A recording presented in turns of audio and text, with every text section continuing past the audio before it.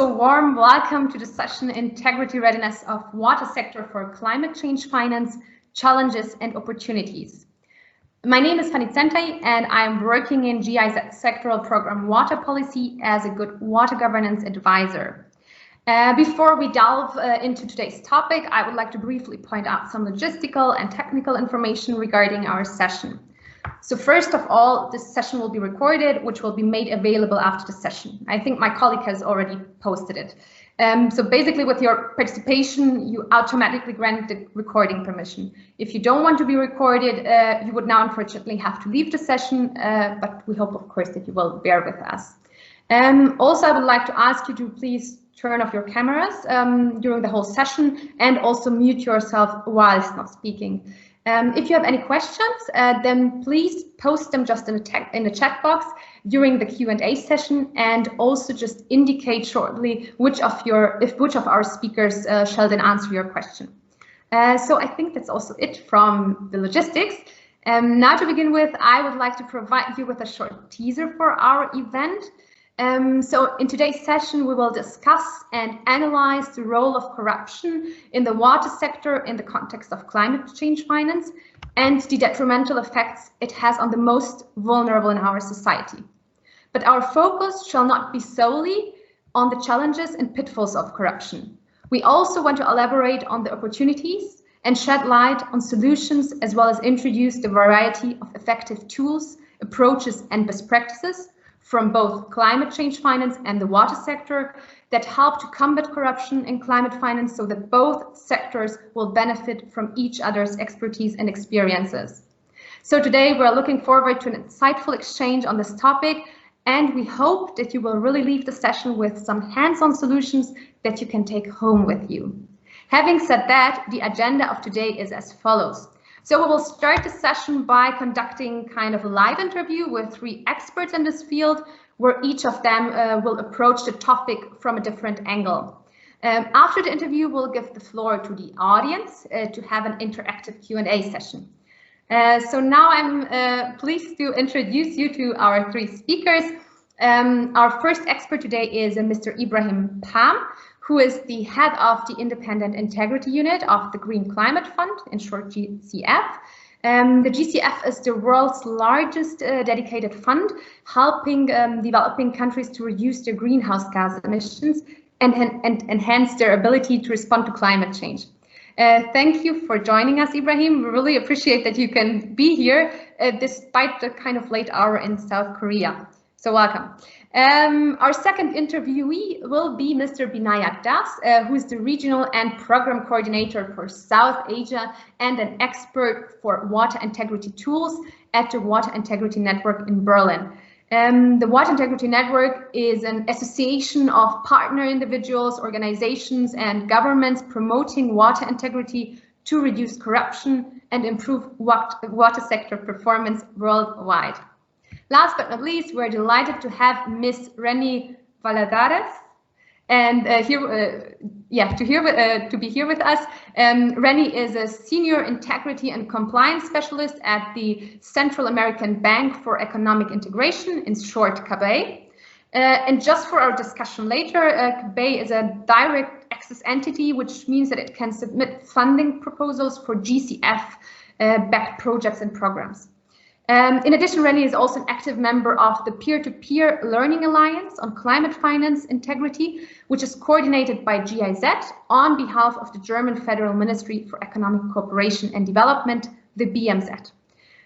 Also, big thanks to you, Renny, for joining us. You are based in Honduras, if I'm not mistaken, and it's then now 6:30 in the morning. So also thank you for you to be with us.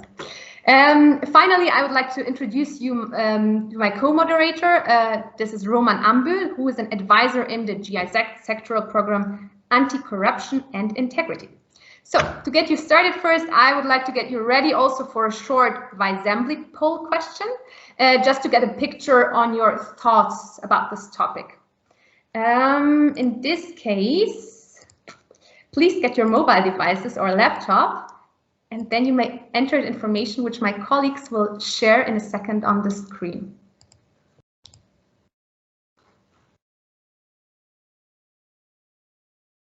I hope so, at least. but it should work.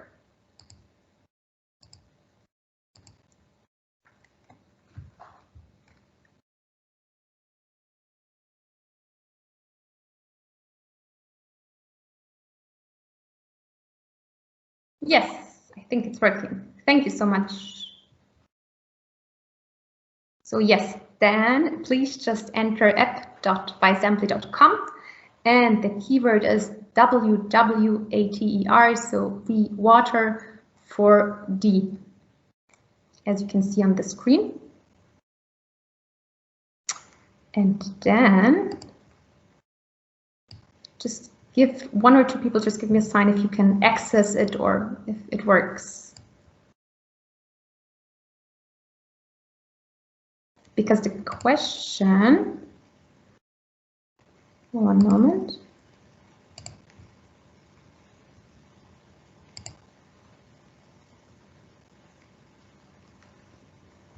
Ah, thank you, Matthias. Perfect. It works. Thanks, Nina.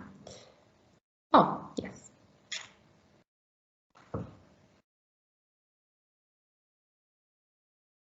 Does the, I don't know, does the question appear or shall I just say it?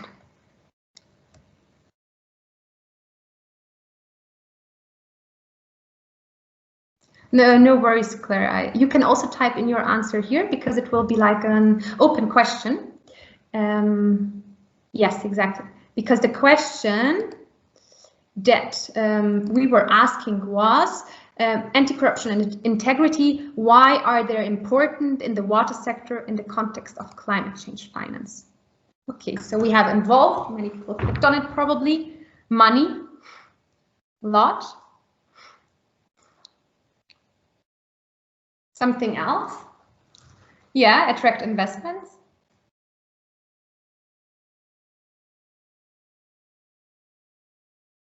Involved, reach. Yeah. SDGs, yeah. Safeguard. Ah, yeah. That's a bit more varied. Money.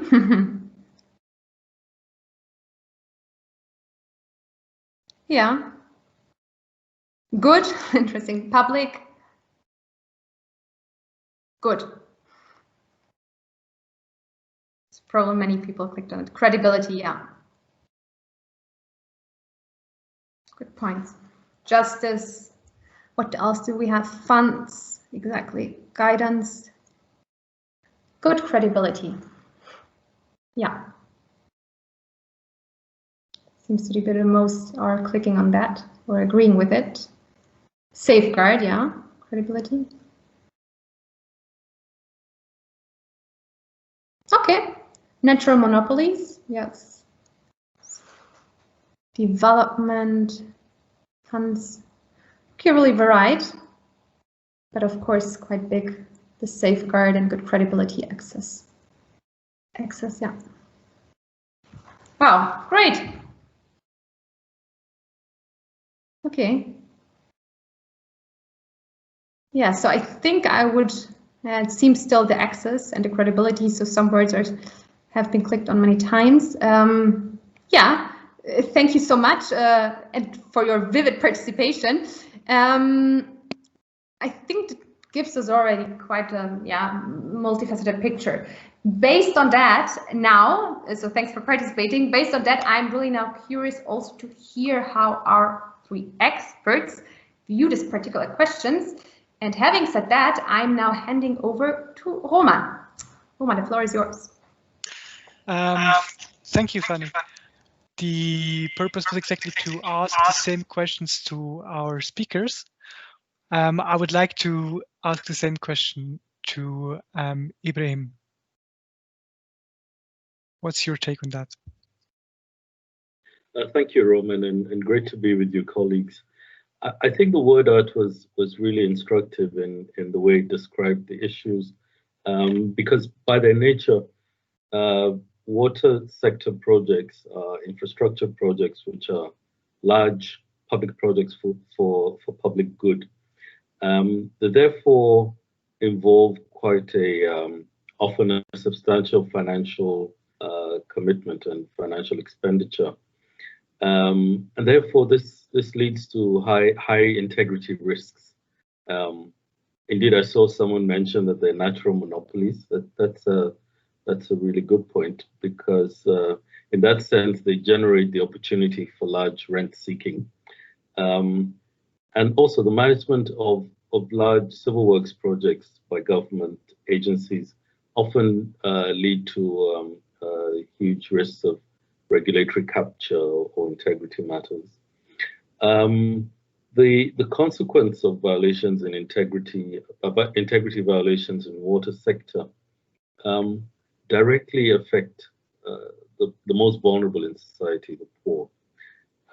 And in that sense, it becomes really critical to ensure that that there is a positive relationship between integrity and water sector projects.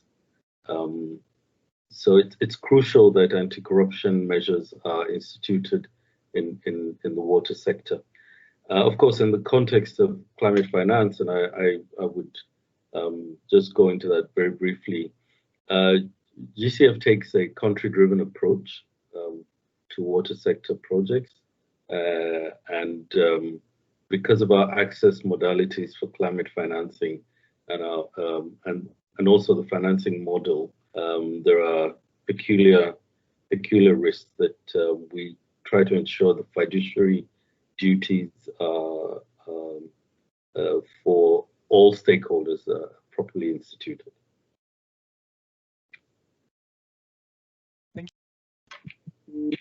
Thank you very much, Ibrahim, for your statement. I would like to hand over the word to Binayak. Anti-corruption and integrity. Why are they important in the water sector in the context of climate finance? What's your take on that?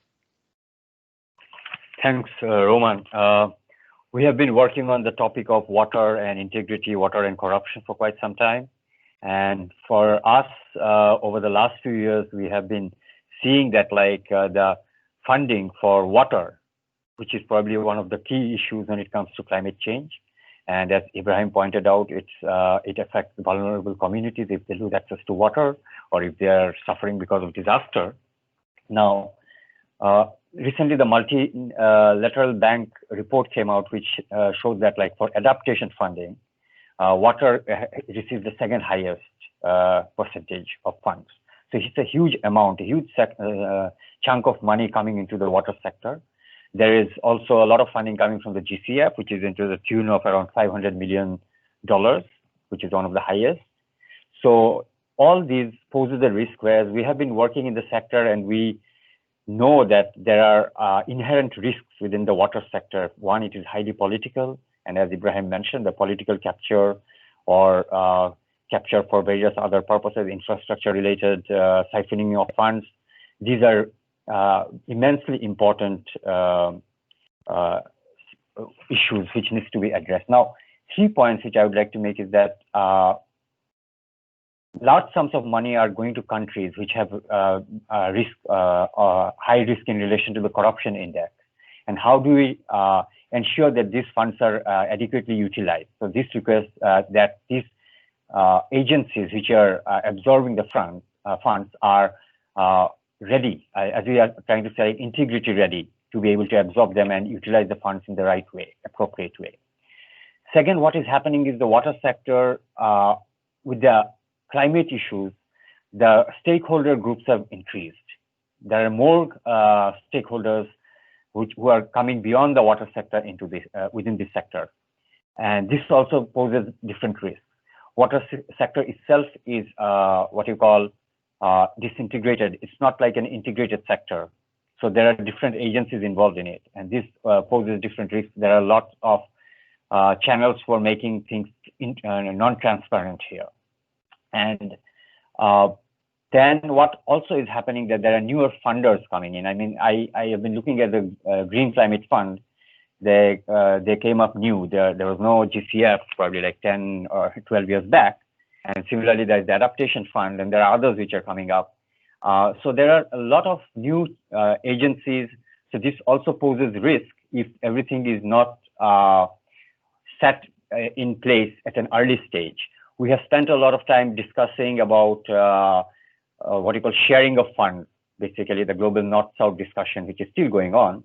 However, climate, I mean, we are seeing like how the climate situation is changing in the world and it's affecting us. But we need to be prepared because funds are already going into different sectors, into the water sector. And we already have examples like from work of Transparency International and others that actually funds are being misused in the water sector. So that's why we think it's very important that we need to pick it up early. Okay, thank you, Binayak. And the same question goes to Reni. What's your take on that? Definitely, from our perspective, water is vital. I think that no one can deny that. And also that it's a human right. So in that context, you have to do everything that is in your hands for the development objective of these projects in which all of these monies are going to protect and assure that those projects benefit all.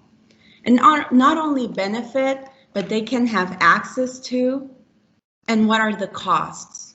So I think that we know it's a sector really vulnerable, highly costly in Latin America.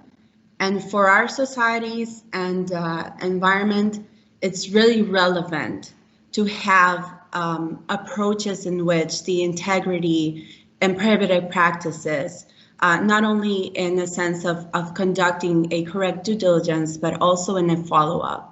And I think from our perspective, the most important thing is because what are we protecting? And we are protecting that human beings have access to something that is so vital and it's such a right for the entire humanity. So I think that talking about integrity in water issues and anti-corruption is protecting this, is seeking for that development objective to take place. So they come hand in hand and really relevant for the purpose of benefiting all. Thank you very much to all the three speakers for your very interesting and insightful points you raised. I would now like to start a question particularly addressed to Ibrahim as a representative of the Greek Climate Fund's Independent Integrity Unit. So Ibrahim, how does the GCF, the Green Climate Fund, foster anti-corruption and integrity along its funding line? Thank you, Roman. As Binayak has alluded to, GCF currently has 18 water projects in its portfolio that have been approved. And this amounts to the sum of $546.8 million. And it reaches over 54 million beneficiaries in 18 developing countries. So I'd say starting out that obviously there's a huge commitment by the Green Climate Fund, which as Binayak pointed out is a new funding platform for water projects in addition to other climate change related projects. Only last week at the 26th meeting of the board, another $10 million project was approved for Cote d'Ivoire in West Africa. So our portfolio is growing, and the GCF commitment to funding water projects is growing. What we're doing with the Independent Integrity Unit is also to match this increasing commitment in financial terms with a policy framework and an implementation framework that addresses the integrity risks that naturally follow this funding commitment. We have a number of policies that have been approved by the board over the last 3 years, ranging from prohibited practices policy to a whistleblower policy, as well as sexual exploitation and abuse and sexual harassment policy. We are in tandem developing, because obviously it's good to have these policies on your books, but we're ensuring proper implementation through a number of means. we're developing as well a strong preventative framework, because we believe that it's essential in maintaining the integrity of an institution and its financial commitments to have a strong focus on preventative measures. So what the GCF has done is to develop to adopt the COSO internal framework, internal control framework, with 3 lines of defense. So from the operations on the first line to compliance on the second line, and then also the independent integrity unit and the internal auditor as the third line of defense. This is important because as we progress through implementation and disbursement to projects, we naturally have to have a proper control framework that addresses risks in our operations. Furthermore, we look to get involved in peer learning platforms, as we're working with GIZ and also with CABEI and on that peer-to-peer learning platform, in order to share experiences and have an opportunity for joint learning and across the entities that we deal with. In terms of and of course we've started to host integrity forums. We had the first one last year, which was quite successful in bringing together a number of entities, and I see CABEI and WIN as well as GIZ was represented there. I would like to ask you to briefly make a last statement before we ask the next question. Right. Well, so essentially we have created this preventative framework and outreach, but we also build up our investigative capacity as well to address risks. Thank you. Thank you. And then one more question, maybe very, very briefly. What are some of the most crucial developments you foresee for the near future? Maybe just 1 or 2 of the most important points. Right. So I'll be very brief. The last piece of our integrity policy framework is the administrative remedies and exclusions policy. So this is a policy that provides sanctions for breaches, and that is currently being developed. Hopefully will come for approval at the board before the end of this year. We're also looking to develop capacity, and we have started to do so, what we call proactive integrity reviews. So these PRRs are, they basically, we're using a hybrid approach of having a books and records inspection model, as well as a data-driven integrity risk scoring for our projects. So we recently hired a data engineer in the independent integrity unit who is building out for us an integrity due diligence platform that will enable this data-driven approach. We're looking to make the best use of current technologies for maximizing our data mining ability. And then we would also expand our outreach and our involvement with partners such as GIZ and CABEI and Water Integrity Network. All right. Thank you very much, Ibrahim. Then we go over to Binayak as our next panelists. So Binayak, WIN has a large range of tools and approaches you used in the water sector.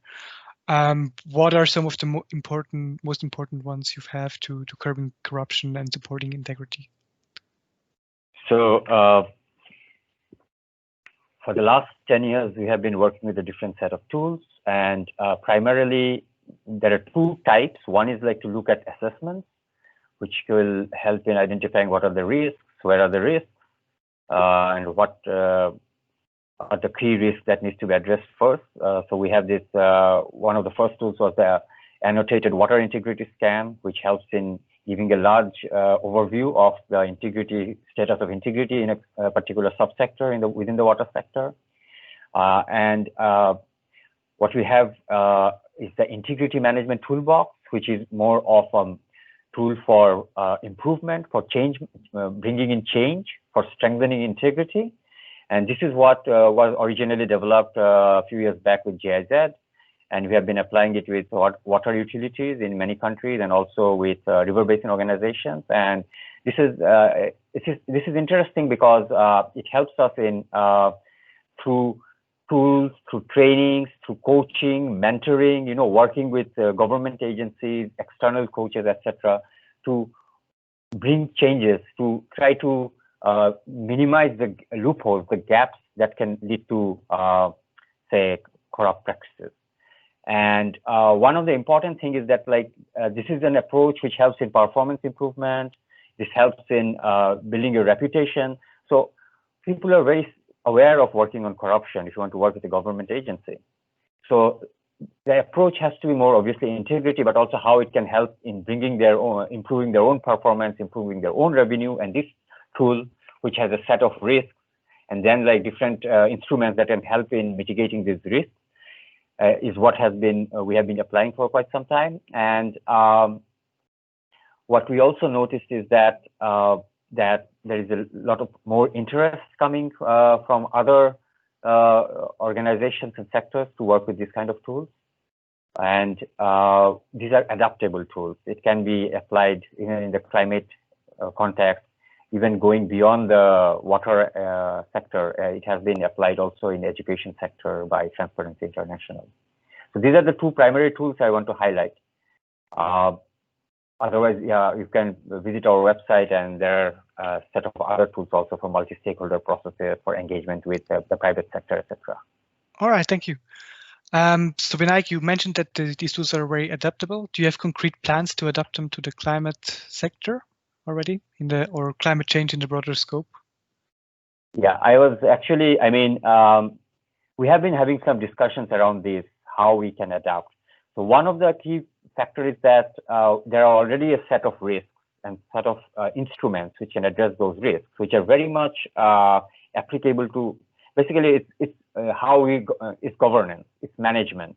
So it is very standard across, you know, standard practice, not only in the water sector, but even in other health, education, etc. And in relation to the climate, what probably we would like to do is, like, how can we bring in some of the climate change related or climate finance related risks? We need to identify those, and that might be some of the next steps we would like to take, probably with GCF, with CABEI. We would like to see, like, how we can identify these key risks in relation to climate finance, in relation to, like, how it is reaching the vulnerable population. Is it, are they benefiting from it? So these are some of the things which you would like to introduce into this toolbox system. And second, today morning, I was thinking that what might be interesting is also to look at, I think Ibrahim already mentioned is that trying to do this is like data driven. I mean, probably it will be good to, like, look at the integrity readiness of organization steps of such funds. Okay, that sounds like some very interesting endeavor you've foreseen here. I would like now to hand over to René Valadares from CABEI. So we also have the voice of an accredited entity. So René, you have quite a long-lasting experience working in the anti-corruption and integrity sphere. So what are your biggest challenges you have faced in regards to integrity management in the water sector? I think, Roman, that one of the most important experience for integrity and compliance officer is that I was also a project analyst and manager. So, and for border zones in Central America. So when I saw this about the challenges, I just remember how to get engaged with the population, understand what are they actually seeking. Sometimes this big projects or even small or medium projects are brought to the table by private sector or even public sector that has sometimes conflicts of interest with some private sectors. But always the population knows best. You have a challenge in order to understand those beneficiaries if that is what they're actually seeking for. This is different from when someone from a public or private sector asks for a project, infrastructure project. This is water we're talking about. And in this case, having those due diligence and preventive measures to understand what is the beneficiaries really seeking for. Is this project or profile of the project really going to benefit these people? Transparency, having communications. There's some zones that only radio can be heard. So it's really important to be transparent, to transmit the voice. This is really challenging for organizations. You're having those base core values also with the people that you're working, that the objective is, as I mentioned always, the development, what is best. And I think that is one of the greatest challenges, because I've seen plenty of great projects, but in the end is having that social and having that conversations with the beneficiaries and seeing if also if having to conduct a real due diligence on what is this public sector asking for, and if it has conflicts of interest with private sector. Mostly in my experience, it has. So it's really important to move forward, to move ahead on what is it presenting, or what is the project that you have. Once the project is in, it's important to have a really closed auditing and supervising and monitoring of it, and also from a social aspect. Sometimes we forget that. Sometimes we only seek if the plant is going well, if the procurement process is, but it's really important to hear the people. So I think that that is one of the biggest challenges, because from our perspective, you can do everything else, like have a great project profile, have the money, conduct your own procurement process inside the development bank with the development bank policies, but having that interaction with the beneficiaries is core. Right. Thank you very much, Renny, for these insights. So a strong dialogue approach. We would now go over to the question and answer part of our session. So we have already quite a few questions in the chat. We will try to go through them one after the other. If you post questions, please address them to a particular speaker. I will now go to the first question that was addressed to a specific speaker. And the first question is addressed to Ibrahim from the GCF Independent Integrity Unit.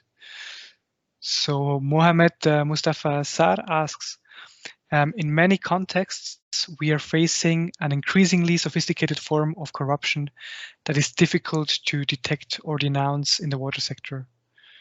How is water integrity adapting to these changes?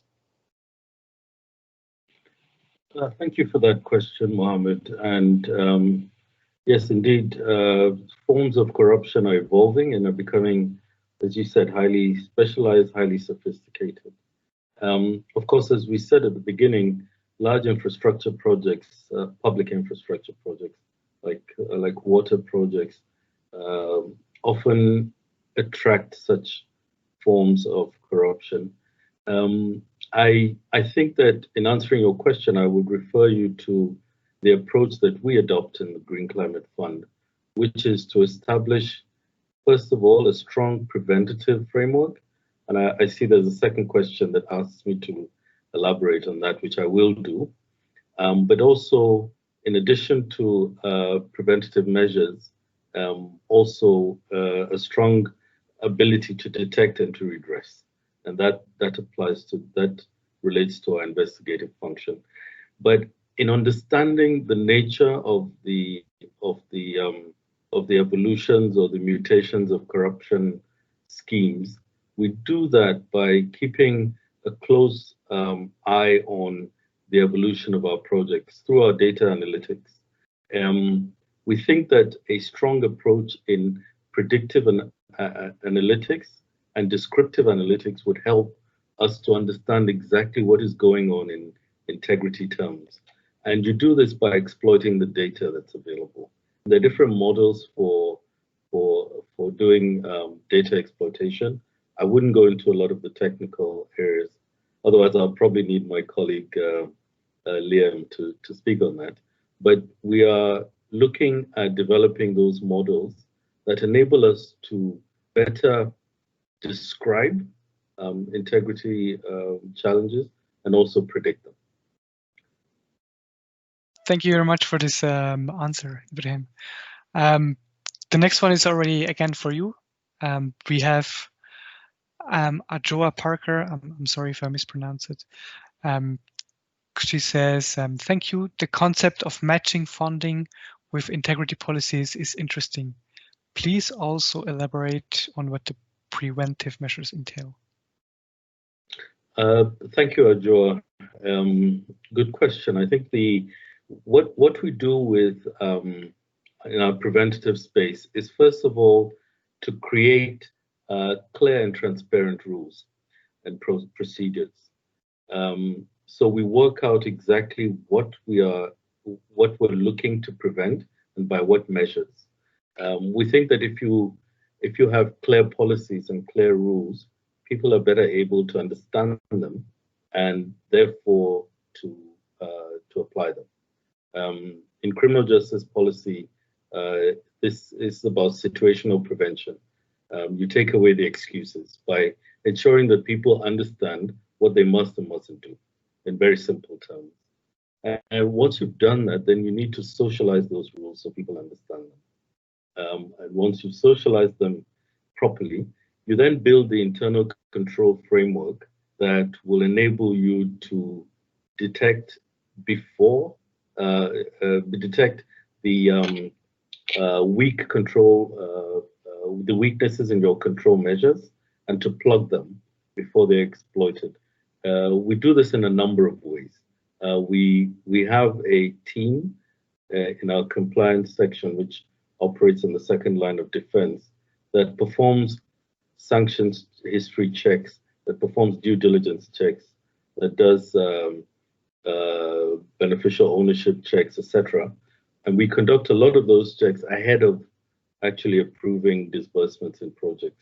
We then also, as I've said in my previous answer, at our level in the third line of defense, we're building out a data analytics and then an integrity rate risk scoring project, which would enable us then to proactively detect and address integrity violations. But if you want further information, I would be happy to refer you to our website on the GCF, our webpage on the GCF website, and we elaborate in more detail the measures that we adopt. Thank you very much, Ibrahim, for this elaboration. The next question would be going to Binayak. So the other question is, would you be able to elaborate on the most efficient measures that can be implemented to curb corruption? So from your experience and knowledge, Binayak, what would these measures be?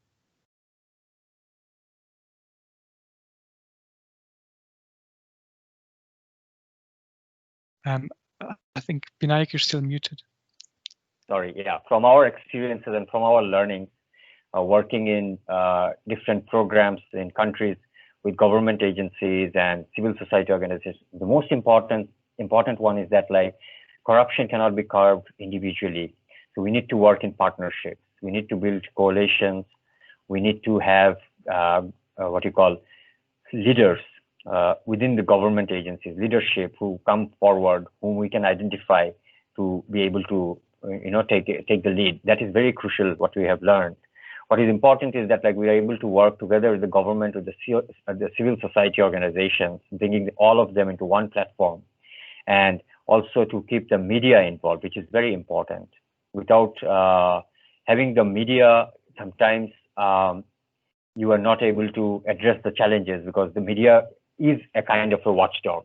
So that can be a very positive if something positive is happening in a particular organization when they're doing in terms of curbing corruption, increasing integrity, and the media is covering it, and then there is a more what you call interest to that there are solutions that can be done instead of pointing fingers.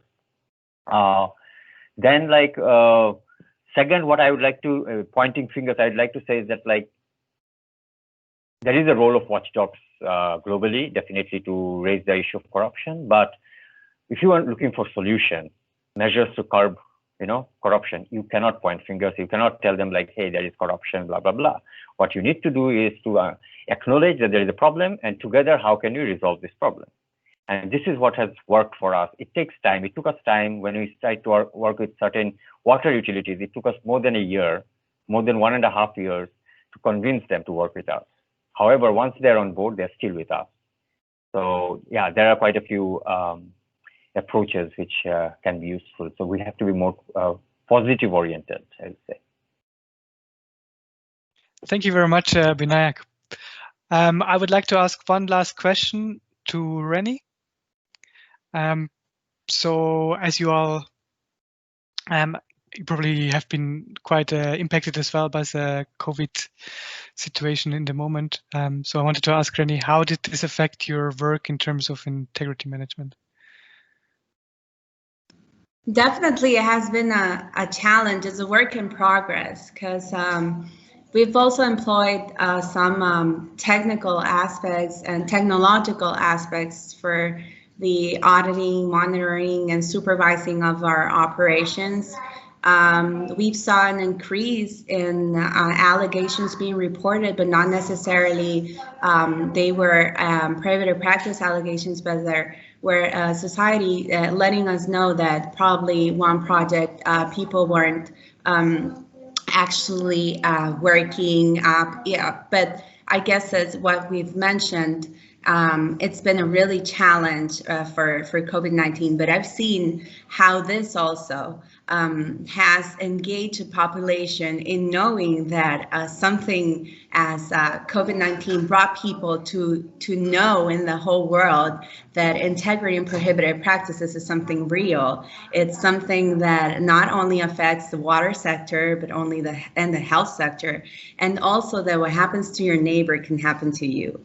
And so I think that yes, we've been really impacted, really challenging from an integrity perspective to conduct investigations, to seek for that personnel that we need for all of those processes to take place. But also it has, in this part of the world, it's brought people to open the eyes, to know, to be present in what they have to take care of projects and operations. So I've seen that because tons of reporting has been done, and not necessarily because it's an allegation of prohibited practices, but it's people who are aware, who want to tell you, who want to speak and let you know what is going on in the project. So I feel that it has a negative intake, COVID-19, clearly, but a really positive because people really now are more engaged in what is integrity and combating everything that has to do with prohibited practices, because it's brought to them that we as all, and my colleagues just mentioned it, we have to partnership, we have to work in order for this to be successful. And I just wanted to there's the most important preventive measures is to be aware of the red flags. They are always present from the starting point to the last day of the operation. So I think that is the most important. There's super research publicly in so many web pages of what are integrity red flags. And if you're in a small, medium, big project, I think that is one of the most important things, addressing red flags. Thank you very much. Thank you very much, Rennie, and thank you all the three speakers for your very insightful answers. I will now, as the time for the question and answer session is up, I will now hand over to Fanny for the final part and the outlook. Yes, thank you so much, Rowan. I hope we still have, we have 1 minute, but I try my best. So actually, there's also one question from my side, my final question to the three experts. So as a takeaway for us, so based on the discussions today and looking at your work in the near future, what would you say is the most important learning or takeaway message for all of us? And I would give the word first to Ibrahim.